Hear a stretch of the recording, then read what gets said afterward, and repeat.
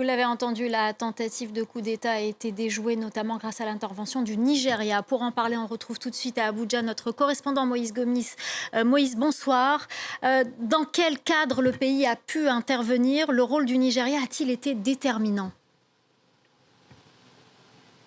Il a été très clairement déterminant et la proximité géographique du Nigeria avec le Bénin a favorisé le succès pour l'instant de cette opération, de ce coup d'État qui a été déjoué.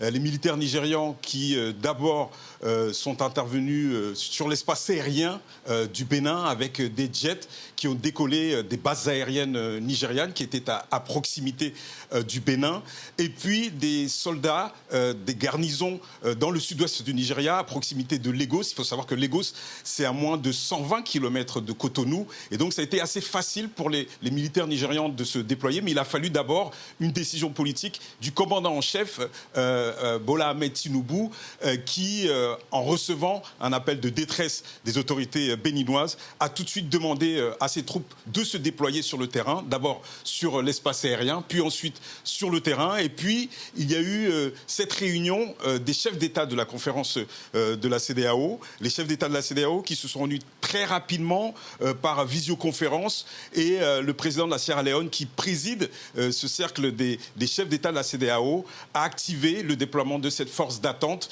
qui, depuis plusieurs années, était sur le chemin de pouvoir intervenir lors de coups d'État. Et là, effectivement, la CEDEAO donc, a couvert cette opération qui a été menée très concrètement par les hommes du Nigeria, les militaires du Nigeria. Merci beaucoup Moïse Gomis, notre correspondant à Abuja.